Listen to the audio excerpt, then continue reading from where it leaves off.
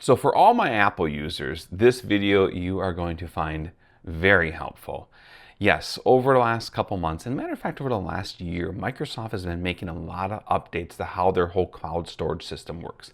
And unfortunately, one of those updates that has occurred here in recent time was the ability to use the importer feature on the web currently does not work for Mac users. Now, historically speaking, if you were a Mac user and you had a business account, you weren't able to use this feature at all. So you were restricted to using a Windows system to import all your OneNote notebooks. Well, in this video, guys, I'm going to show you not only for business users, but also for everyone else that is struggling right now with importing their planner and their notebooks into OneNote, how you can go about fixing it. It's actually pretty easy. It doesn't take a lot of time, and it can be done directly from your Mac computer. No jumping into other browsers, no having to manipulate files. It's really just a cut and paste job. It does take a little bit of time, and it might feel like a little bit of an inconvenience, but it really gets you the opportunity to know the file that you're putting in. And there's one exciting feature. It allows you to rename that file upon importing. So let me go ahead and kind of show you how this works. So first and foremost, you're going to want to go ahead and open up OneNote. Once you have your OneNote application open here, you're going to want to go ahead and simply create a new notebook.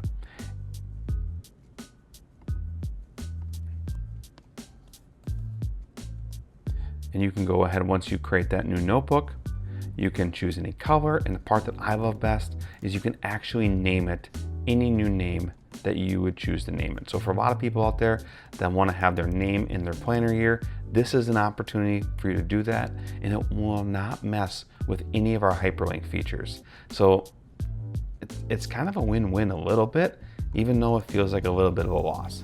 But go ahead, choose your name, choose the name of the file, just make sure you're able to recognize it. And then from there, once you have that, go ahead and create that notebook. That is the very first step. And it's probably the most important step of this process. Now the notebook is going to be created. And from here, I want you to go ahead and right click and create new group sections. This part is so critical if you want hyperlinks to work. You have to write out 2027 quarter 1, 2027 quarter 2. Now if you're using 2026 or 2028, just replace the year. The numbering remains the same, but you're going to want to go ahead and create all four folders. You're just going to want to go ahead and take each one of those and drag them out so they're all in their own space. From here we go to preferences, open up backup, and here where it says backup folder, we're going to open that. And why that's so important, that's going to reveal where this backup file is.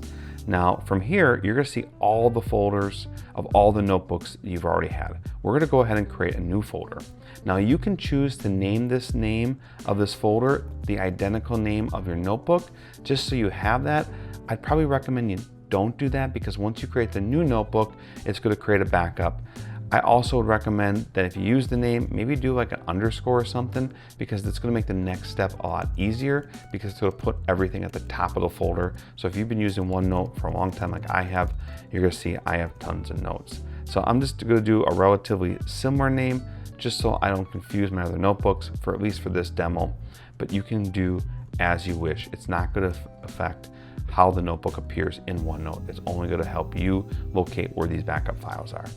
So once we complete that, we're going to go ahead and open up our file, double click on that zip folder, and that's going to expand those files. And you're going to see all the different files that you were able to download from your account. If you have any questions on what those files have, go ahead and check out the page and check out the link to the files.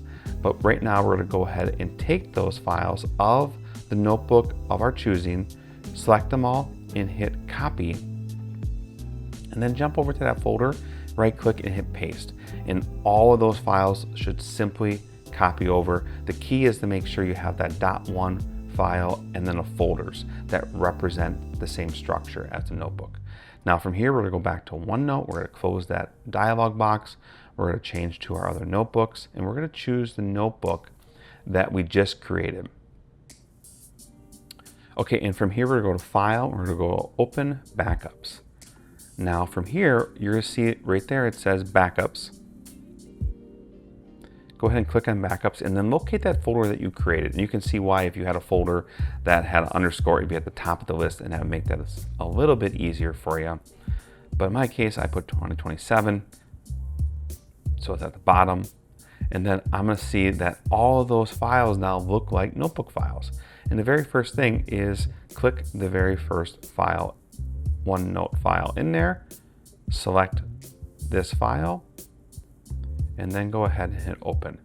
And then from there, you're going to see it's going to create an open sections, and that is going to appear inside of OneNote. It is read only, and it's not in your notebook yet. So we're going to go in there, and we're going to go ahead and right click and hit copy section 2, and then we're going to scroll down and find the notebook that we created. Now it's very important to know that all of the different individual OneNote pages outside the folder get placed in the top level folder of this particular notebook. You can also go ahead and delete that original file that was there. It's not necessary anymore. And really at this point, the cadence is pretty simple.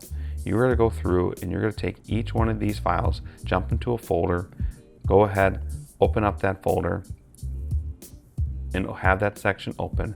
And then simply taking that section and copy that section over to your individual notebook. Yes, this does seem like it might be a little bit of a tedious job. You can see I selected Q1 here and hit copy, but it really actually, doing this video, it only took me about 10 minutes to go through the entire year. And that was pretty encouraging.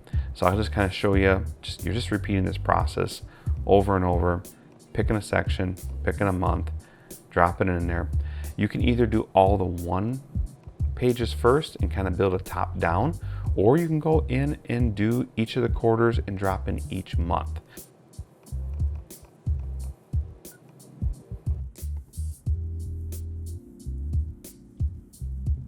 What's really cool about when you go through this process, all those hyperlinks are going to work as long as you made sure to name all those group sections as we instructed earlier in the book. But that was really encouraging for me to be able to go ahead and do this process because I knew everything was going to be intact and it was going to work as you would have expected. So as you get through the entire month and year,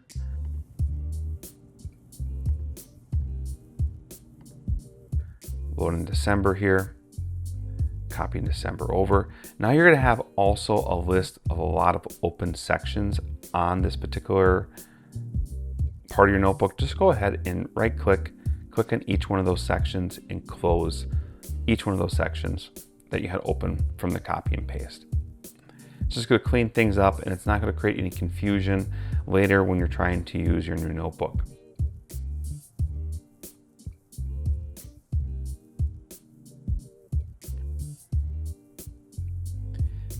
And then what's also important to know is you kind of want to make sure you audit the entire notebook. So go through, make sure all the daily pages are there, everything is syncing over in all your different sections. And then you're going to get into each quarter and check out, make sure that they're in order. And if you find any duplicates, you did something or you missed any months.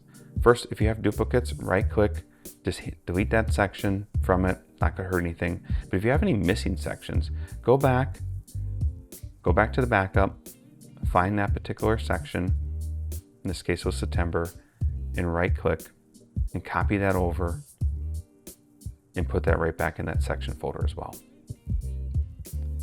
So then you can go back, close that one, and go back to your 2027 planner, move it to where it needs to be.